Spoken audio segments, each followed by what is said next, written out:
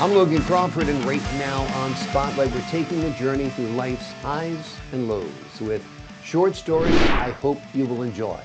Amusing, tragic, educational, by Peter Joseph Hickson. Drawing from his extensive experiences as a nurse, ambulance officer, and family man, Peter delivers a collection of stories that are not only entertaining, but also deeply insightful. Whether it's humor, or tragedy, or life lessons, these short stories offer something for everyone. We're delighted to have this very talented author join us here today on Spotlight. We thank the team at Prime 7 Media for helping us put him in the spotlight today. And we ask viewers like you to support authors like him by subscribing to our channel and by purchasing his amazing book. The links are below this interview. Peter, great to see you here today on Spotlight. Thank you for joining me. Yeah. It's a great Okay. to have you on the show. Glad to Um, do it. this is quite a collection of stories you have put together. Tell us what inspired you to write these great stories down. Uh, yes. Well, there was a footballer in another state in Australia who who was also a police officer, and he wrote a book of short stories. And I read it, and I thought, oh, I can do better than that. So I did. Wonderful, wonderful. And you call upon your life experience, of course, while writing these stories. One of them involves an injured child and the ambulance called to respond to that injured child. Tell us a little bit about that story. Which one are you talking about? The ambulance called to the injured child? Yeah, there was a couple of those. Okay. Well, pick one that you think is most compelling. Well, the most compelling one was the one that was introduced to marijuana by his father. I think he was about 20 years old, or a bit less, 19. And his father sort of take him to the house, garage in the house, and introduce him to the marvels of marijuana. Hmm. Anyway, they smoked some marijuana, cannabis, and he got a severe psychotic reaction, which is quite Wow. rare, but it happens. And he got an electric chainsaw and sawed his wrist off. Hmm. Good God. Yeah, and I had to deal with him. He was floridly psychotic, out of touch with reality, absolutely crazy. Hmm. And anyway, they managed to sedate him and sew his arm back on, luckily. Jeez. And they admitted him to a psychiatric facility in Sydney. And they wanted someone experienced to look after him for a good while, which I did, and made sure he didn't come to any further harm. But he was a big handful to look after and make sure he didn't re-injure himself until he overcome the psychosis with medication and Amazing, treatment. amazing. Well, he's lucky he didn't bleed out having cut off his arm, right? Yeah, he would have bled a lot, but his father was there with him, luckily. He did the act spontaneously and dreadful. Amazing. But Did the father get into any trouble for introducing his son to marijuana? don't That, know. Don't know what happened, yeah, but amazing. well, I don't know if that could happen because smoking marijuana and is very common in society, and Yep. lots of people reckon it's safe, but it's not. It's well known that it causes psychosis in some people who are vulnerable, Yeah. and that's it's quite a rare case that it happens to that extent, but it does happen. Yeah. Obviously, you saw it firsthand, so to speak. There was Yeah. another interesting story, that of a man who demolished his house. Do you want to tell us a little Oh, bit about yeah. that one?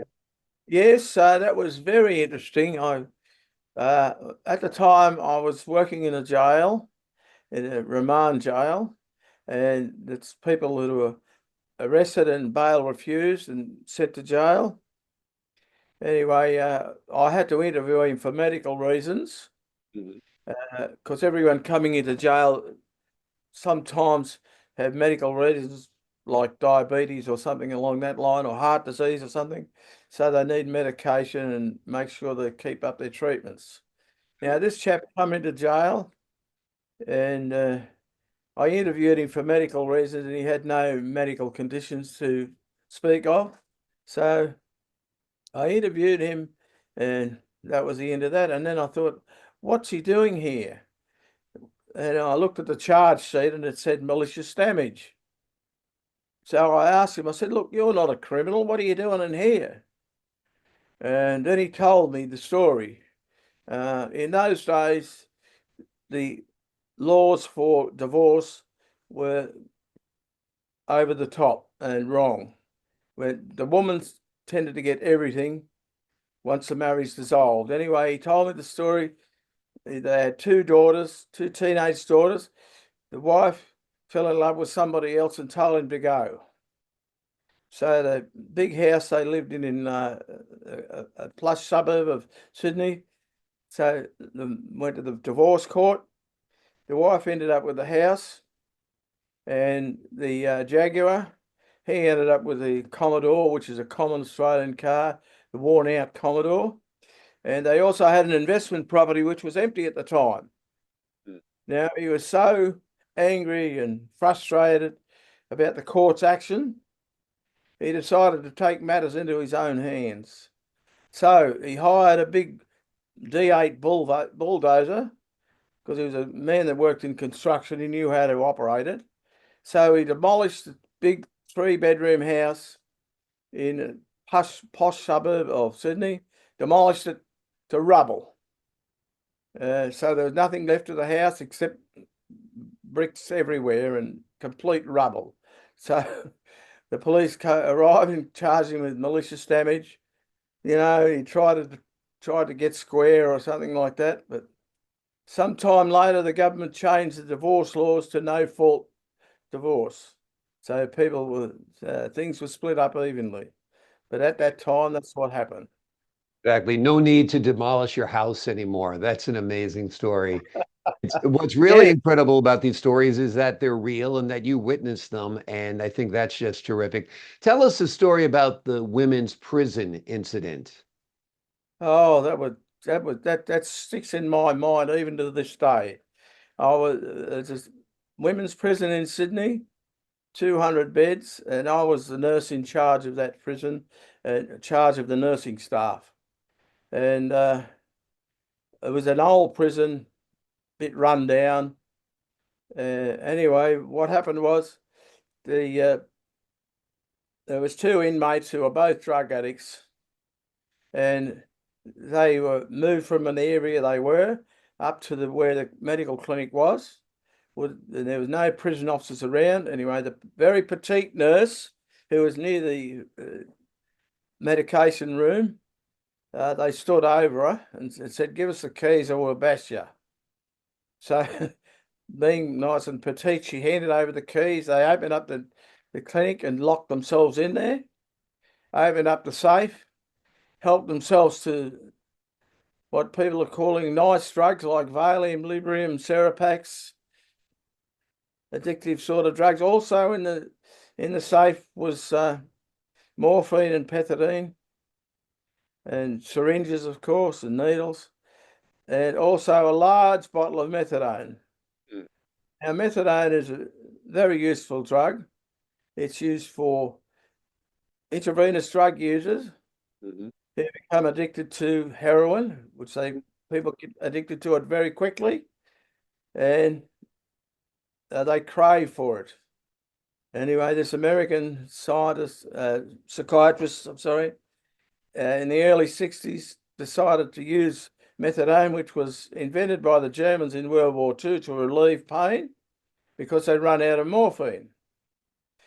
Now, methadone in the intravenous drug addict leaves craving.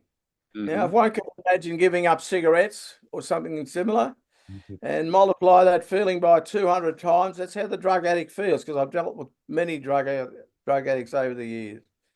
And that's how they feel. But what methadone does is take away the craving. So the addiction remains, but the craving for the drug dissipates. And of course, these two female prisoners opened up the clinic door and called out to the other prisoners in the yard, come and get some drugs, and lots of people drank the methadone. And if you're not a drug addict and you take methadone, it depresses the respiration rate severely. So in the end, I had to call a fleet of ambulances to take people to the hospital. I got a call from the hospital saying, why are you sending in all these people here? Anyway, we run out of Narcan, reversing Narcan to reverse the effects of it. We ran out of oxygen cylinders, and it was a mass disaster because lots of people who were not addicted to heroin took the methadone to get a stone or a good feeling or something or other. And because their respiration rates were severely depressed, some quite severely. One in particular, a woman had anorexia nervosa. No, not anorexia nervosa, I got it wrong there. She also had, I've just gone a bit blank here, but she had a severe blood disorder, which depresses the hemoglobin, and the hemoglobin level remains very low. And so she was very cyanosed and blue and difficulty respiration. I thought she would have died, but luckily she survived. And also, in the end, after the prison officers broke into the medical clinic, they took the two, did a check of all the drugs missing. Pethidine and morphine were missing, and syringes. And I arranged for them to be taken down to the local hospital and I rang up the doctor down there and said, take a plain abdominal x-ray. And they had secreted in their bodily areas ampules of morphine and pethidine and syringes and covered syringes and a syringe. And it was a big standoff. And after quite some hours, nearly a day, they removed the items themselves because it's illegal to interfere with areas of another person without their permission. So they eventually removed the items from their body, and that was that. Anyway, I had nightmares over that for days because of all the people. After a fleet of ambulances came. Amazing what people do to themselves. Amazing what you have witnessed in your work as an emergency responder. You've captured these stories beautifully, well told, well written, wonderful twists of irony at times, twists of humor at other times. The name of the book is Short Stories I Hope You Will Enjoy, Amusing, Tragic, Educational, by Peter Joseph Hickson. He draws upon his extensive experiences in life, and he delivers a collection of short stories that not only entertain, but are also deeply insightful. Whether it's humor, tragedy, or life lessons, these stories have something for everyone. Peter, thank you so much for joining me here today on Spotlight. Okay. Any further questions? All set, sir. Thank you so much. I appreciate your time and your insight. To the folks at home, I'm Logan Crawford, thanking you for your time this time. Until next time on Spotlight. Okay. If you need it next time, that's fine.